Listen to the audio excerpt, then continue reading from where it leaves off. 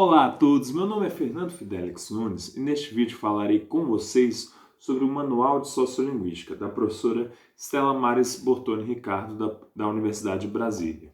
Antes de fazê-lo, gostaria de pedir que vocês se inscrevessem no canal e deixassem o like de vocês, pois isso nos ajudará muito neste projeto, que busca difundir arte, cultura e conhecimento. Pretendemos fazer resenhas sobre vários livros clássicos das ciências humanas, incluindo obras da linguística, da literatura, da crítica literária, da filosofia, da sociologia, da educação, enfim, das ciências humanas como um todo. Neste manual, para quem não sabe, é importante introduzir o assunto. O que é a sociolinguística? A sociolinguística é a área que discute as dimensões sociais para os estudos da linguagem. E sobre esse tema, a professora Stella Maris Bortoni Ricardo é uma verdadeira autoridade. Publicou dezenas de livros, dentre eles Educação em Língua Materna e O Professor Pesquisador, ambos pela Parábola Editorial, e este Manual de Sociolinguística pela editora Contexto. Tem dezenas de livros publicados e orientou mais de 100 trabalhos em nível de pós-graduação, ou seja, uma pesquisadora muito experiente e renomada. Este manual ele vai ser muito importante para introduzir para os leitores, principalmente para o nível de graduação, os principais conceitos da sociolinguística de uma maneira extremamente concisa, objetiva e clara. Então, é um manual que é muito prático e muito útil para um curso de sociolinguística. Ou para quem quer conhecer a área, lê esse livro que você terá uma excelente introdução e um panorama muito bom da sociolinguística. Confesso a vocês que nesta resenha, nesse comentário, nessa análise desse livro, eu tenho uma pequena decepção porque eu não vou conseguir tratá-lo como um todo. Porque apesar dele ter apenas um pouco menos de 200 páginas, ele vai tratar de muitos temas e tópicos da sociolinguística, conceitos e muito relevantes. Infelizmente, pelo tempo aqui que nós disponibilizamos no vídeo, para vocês, faremos um debate mais panorâmico da obra. Mas eu acho que pode ser um vídeo muito importante para quem quer saber o que é sociolinguística, também para quem quer retomar, revisar alguns conceitos da sociolinguística e também aplicá-los em partes da educação, como veremos no final do vídeo. Primeiramente, duas premissas são essenciais para a sociolinguística que ela discute no livro. Uma é o relativismo cultural e a outra é que as línguas possuem uma heterogeneidade linguística inerente e sistemática. Vamos primeiramente para o relativismo cultural, na página 12. O relativismo cultural é uma postura adotada nas ciências sociais, inclusive na linguística, segundo a qual uma manifestação de cultura prestigiada na sociedade não é intrinsecamente superior a outras. É uma herança da antropologia cultural, que se originou da pesquisa de Franz Boas sobre as pesquisas ameríndias. Para esse autor teuto-americano, nenhum padrão de uma cultura ou de uma língua deveria ser considerado inferior, ainda que seja apropriado postular distinções funcionais entre ele e seus congêneres.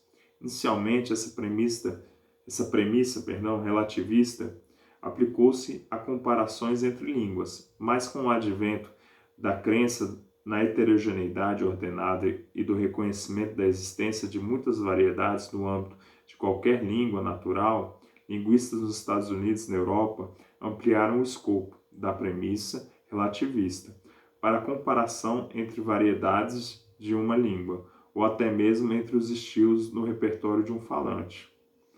Ou seja, gente, esse relativismo cultural vai ser, como vocês devem ter percebido, muito importante para se compreender que a hierarquização entre línguas e culturas ela é empobrecedora.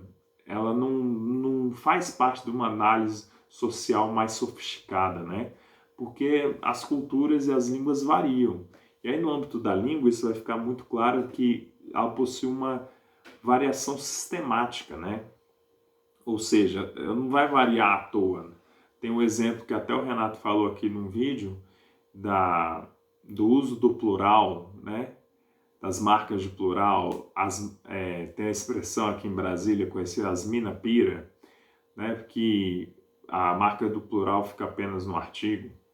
Então isso acaba sendo muito sistemático, né, na variação linguística. Então as coisas na variação linguística não acontecem ao Deus dará. Existe uma sistematização e uma lógica, né? A marca de plural, no caso de asmina-pira, está no artigo, né? Tem essa possibilidade de mudança, uma variante mais desprestigiada do uso da língua portuguesa, né? Aqui vai ser muito interessante também, porque ela vai abordar o conceito de competência comunicativa de Del Hymes, que foi desenvolvido a partir do conceito de competência de Noam Chomsky. Vamos lá, gente. Olha o que ela fala na página 14.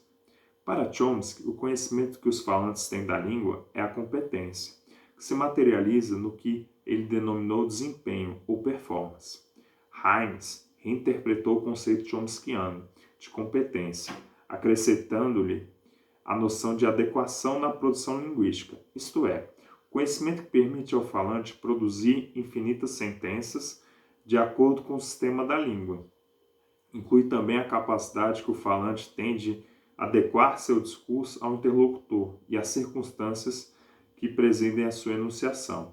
Essa reinterpretação, que valorizava as condições de produção da fala, é afim aos princípios sociolinguísticos, já que estes trouxeram as dimensões sociais para o âmbito dos estudos da linguagem. Ou seja, ser competente não é apenas conhecer o sistema linguístico. Ser competente é saber adequá-lo à situação comunicativa para se comunicar de maneira efetiva com seu interlocutor ou interlocutora. Então, aqui a gente vê claramente como a teoria de Delheim se apropriou, utilizou os preceitos de Chomsky e os reinterpretou para adequá-los aos princípios da sociolinguística, né? As línguas no Brasil, ela tem um capítulo também chamado As Línguas no Mundo, que ela vai falar da realidade multilingüe das nações. Dentre elas está o Brasil, obviamente. E o Brasil vive uma realidade multilingüe, né? Embora Libras e português sejam as nossas línguas oficiais, temos uma realidade multilingüe, principalmente com línguas indígenas e línguas de comunidades de imigrantes. Vamos ver aqui o que ela fala, principalmente sobre as línguas indígenas, né? Com relação às línguas autóctones, no Brasil trabalhei neste manual com a estimativa de 180 línguas indígenas, né? Gente, trata-se de uma estimativa, pois até mesmo os maiores especialistas ficam em dúvida. Às vezes, determinado código oral constitui um sistema que pode ser classificado como uma língua, ou antes, é uma variedade de outra língua aparentada ou vizinha. É possível que houvesse o dobro de línguas indígenas quando os portugueses chegaram ao nosso país. No entanto, a literatura especializada chega a apontar para a existência de mais de 1000 línguas faladas no território brasileiro no início do século XVI. Estamos diante de informação que carece de bases comprobatórias, como já mencionei. Ou seja, não é possível ser preciso em relação à quantidade de línguas que existem e existiram no Brasil. É possível chegar a números aproximados, mas as fontes carecem de precisão. Mas a ideia central permanece a mesma. O Brasil possui uma realidade multilingüe desde sempre. A realidade brasileira é multilingüe. E ignorar isso digamos assim, é um equívoco terrível por parte da análise linguística e social. Aqui vai ter também no livro, é importante retomar com vocês, o conceito de macro e micro sociolinguística, né, que ela vai discutir. A macro sociolinguística acolheu temas como multilinguismo, bilinguismo, diglossia, atitudes linguísticas, manutenção e mudança linguística, bem como planejamento e standardização da língua vernácula. Ou seja, macrolinguística vai tratar justamente desses assuntos mais amplos da língua com a sociedade. Ao passo que a micro sociolinguística vai tratar de questões mais específicas, como vamos ver a seguir. Na microsociolinguística, a microsociolinguística incluiu a etnografia da comunicação, o discurso, a linguagem e o sexismo, pragmática linguística, as implicaturas conversacionais, as línguas pidgins e crioulas, a variação linguística e as múltiplas aplicações da disciplina. Todos esses temas serão discutidos nos próximos capítulos. Aqui é interessante que ela sempre deixa uma noção de que o que ela está falando em um capítulo será retomado e aprofundado posteriormente. E ela cumpre o que ela fala, né? Às vezes tem autores que falam, mas nos próximos capítulos vou aprofundar esse assunto e no final não aprofunda em nada. A Stella Maris cumpre o que ela promete. Dentro da macrosociolinguística, aqui para exemplificar isso, ela vai falar da diglossia, né? Vamos ao que ela fala da diglossia na página 40. Na mesma linha de raciocínio, encontramos o conceito de diglossia, proposto por Charles Ferguson, em 1959, que leva em consideração, além das diferenças estruturais entre línguas e variantes de uma língua, também as diferenças funcionais. Segundo esse princípio das ciências linguísticas, o importante traço da diglossia é a especialização de função dos códigos coexistentes no repertório de uma comunidade, isto é, cada código assumindo um papel definido. Por exemplo, Gavin e Maitiotti, não consigo falar o nome desse pesquisador aqui, ou dessa pesquisadora, não sei, examinam a ecologia sociolinguística do Paraguai e descrevem a distribuição diglóssica entre as línguas guarani e castelhano, cada uma delas exercendo na comunidade de fala paraguaia funções bem distintas. É em Guarani que as pessoas conduzem geralmente suas conversas espontâneas. Já na implementação das tarefas burocráticas, midiáticas e literárias, é mais comum o uso do castelhano. Retomarei essa reflexão sobre a intelectualização e complexidade das línguas nos próximos capítulos, né? Ela deixa isso muito claro, né? Que a diglossia, às vezes, pode demonstrar essa diferença de funções da língua, né? A língua das línguas, né? Dentro de uma sociedade. E ela pega um exemplo muito bom do Paraguai, que é um país vizinho nosso, né, gente? Então, gente, temos aqui mais uma grande contribuição, né, da autora, que é sempre dar exemplos práticos e concretos de maneira bem direta, didática e prática, né? Vamos lá, gente. Também ela vai abordar na página 50 algumas diferenças entre a linguística estruturalista e a funcionalista, né? Vou falar, ela faz um quadro aqui, como vocês podem notar, de maneira bem didática e clara, mas eu falarei só de algumas dessas diferenças, né? Que é um quadro elaborado pelo Delheims. Por exemplo, na linguística estruturalista, a estrutura da língua, código, como gramática, essa perspectiva. Já na funcionalista, a estrutura da fala, ato, evento, como modos de falar. Tem também a equivalência na linguística estruturalista, equivalência funcional das línguas essencialmente potencialmente iguais. Diferenciação funcional, adaptativa de línguas, variedades e estilos que são essencialmente, existencialmente, mas não necessariamente equivalentes. Isso já na perspectiva funcionalista, né? Na linguística estruturalista, código e comunidade são homogêneos. Já na linguística funcionalista, comunidade de fala como matriz de repertório de códigos ou estilos de fala, organização da diversidade. Ou seja, ela vai deixar claro aqui, baseado no Delheims, as diferenças, né, entre a linguística estruturalista e funcionalista. E colocar que a sociolinguística acaba tendo mais influência da linguística funcionalista, né, os preceitos funcionalistas, né? Sobre a mudança linguística, que é um aspecto, assim, indispensável, né, para entendermos a sociolinguística, vamos ver aqui o que ela fala na página 59 deste manual. Ao se deter nos fenômenos da língua que não são categóricos, ou seja, que apresentam-se em variação, a sociolinguística variacionista identifica aqueles cuja variação é considerada instável, porque as diversas variantes da regra assumem valores sociossimbólicos distintos na comunidade, ou seja, algumas variantes são mais prestigiadas que outras. Nesse caso, entre as variantes que estão em competição, algumas acabam por prevalecer, enquanto outras tendem a desaparecer.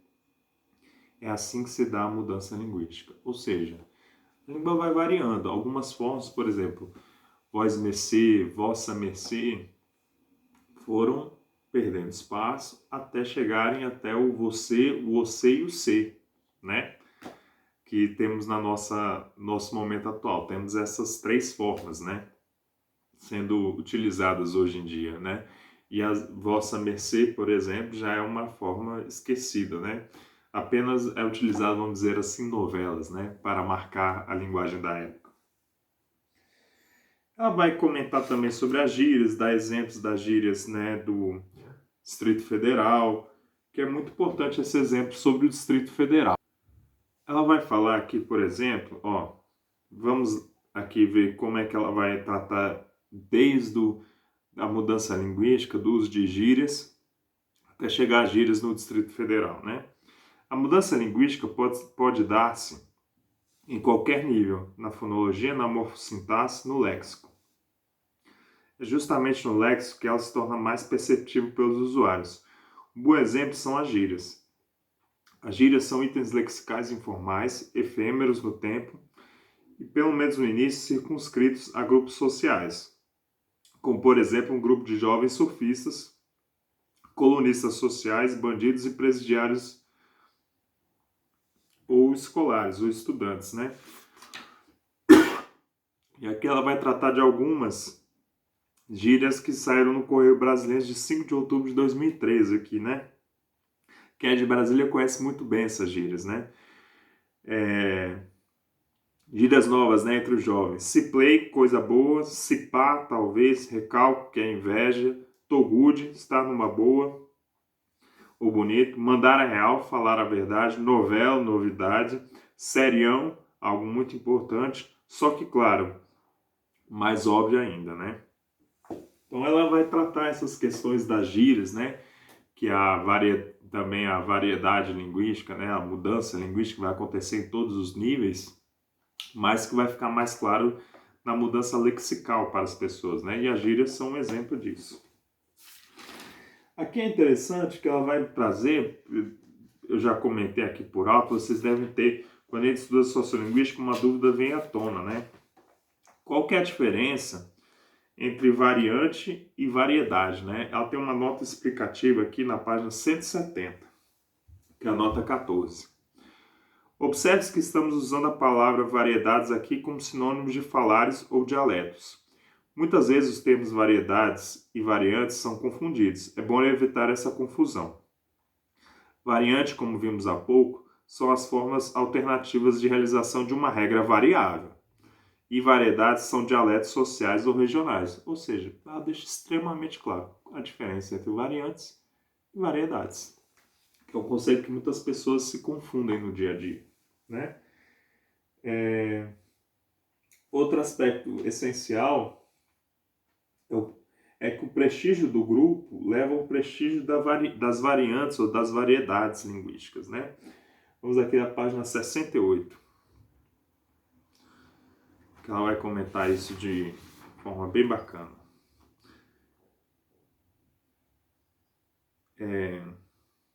No caso de uma variante nova que entrou no repertório da comunidade, deve-se tentar identificar quando se der essa entrada. É importante saber também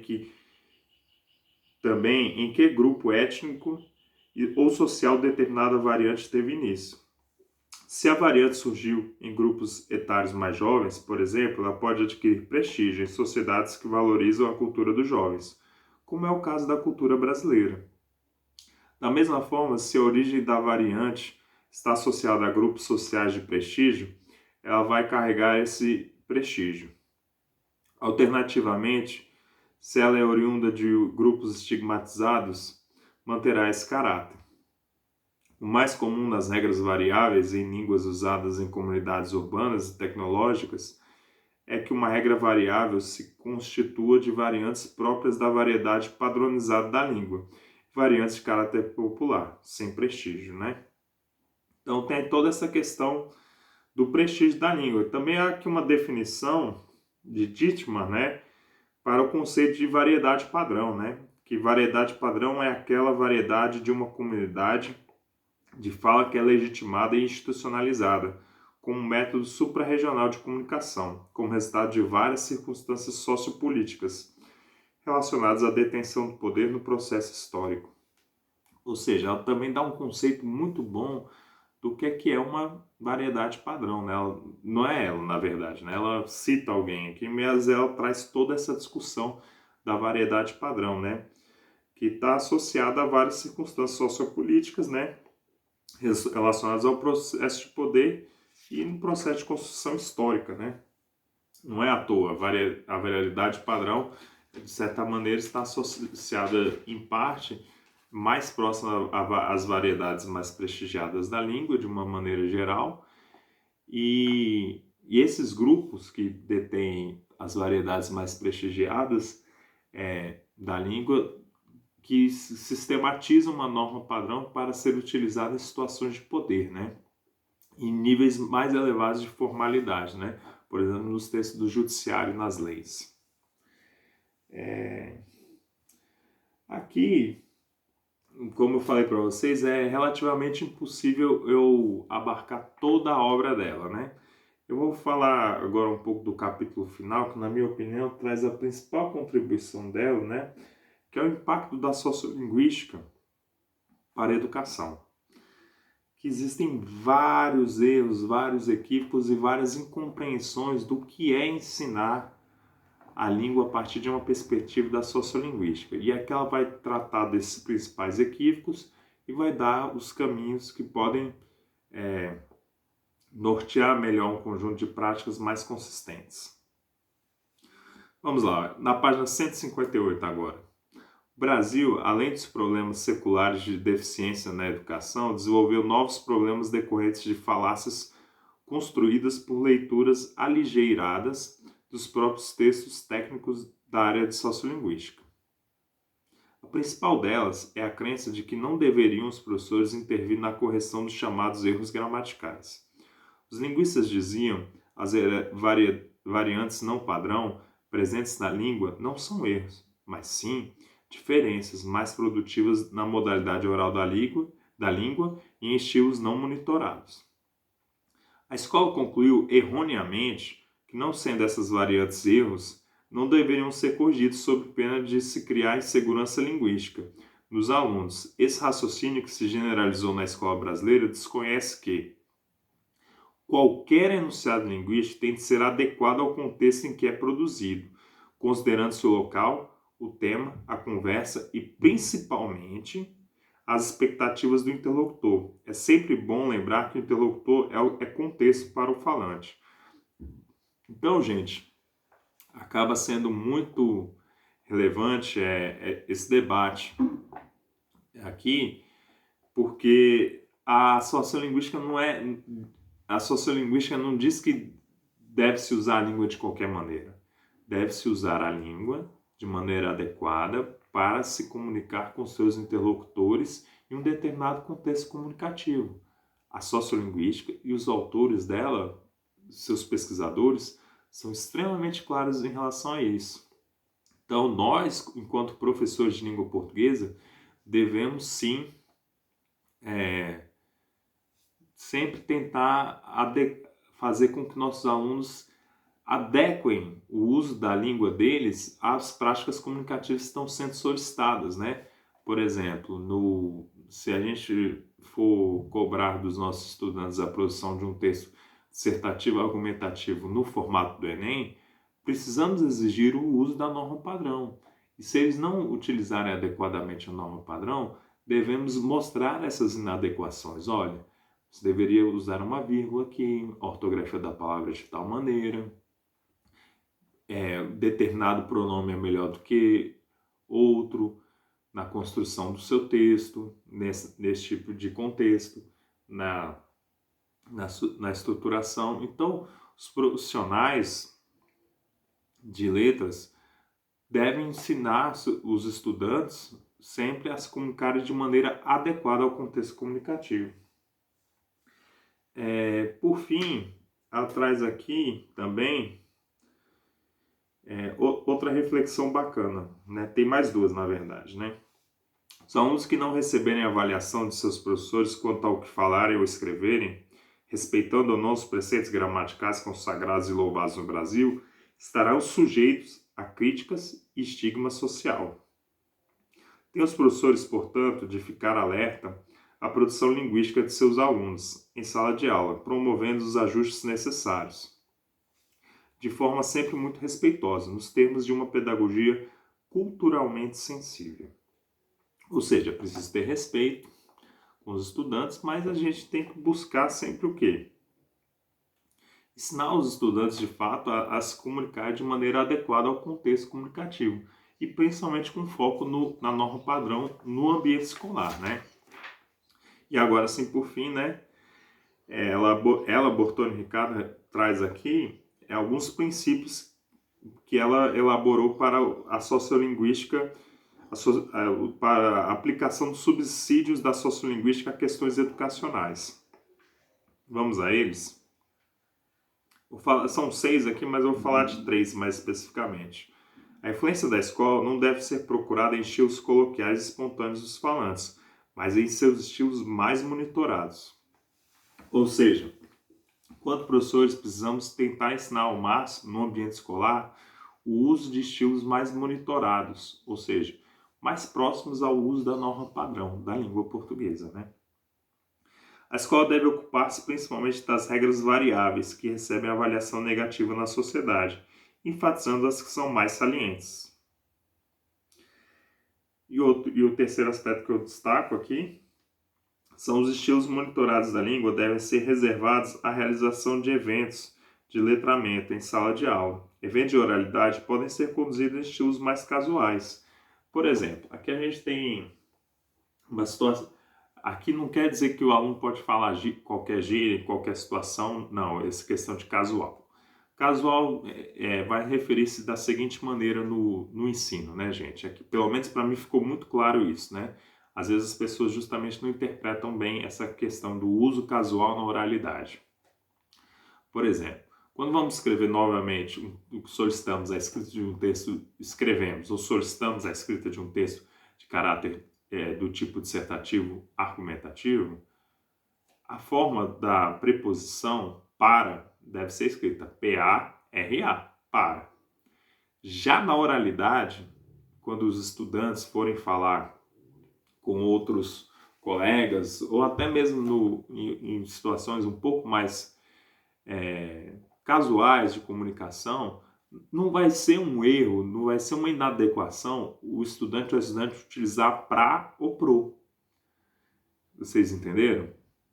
Então, o uso da língua, ele não é necessariamente preso ao uso da norma padrão o tempo todo, principalmente na oralidade, mas tem que ser adequado ao contexto comunicativo. Ou seja, algumas expressões mais casuais, como pra e pro, são casuais, são tão casuais que às vezes nós nem percebemos, elas devem ser utilizadas tranquilamente, sem muitos problemas na oralidade. Agora, outras expressões, aí depende sempre do contexto comunicativo, mas quando ela fala em casuais, são para exemplos, que pelo menos para mim ficou muito claro, do pra e do pro. Tem vários outros aspectos do livro, né, que eu gostaria de falar com vocês, né, mas que infelizmente o espaço aqui do vídeo é mais complicado abordá-los com profundidade, né.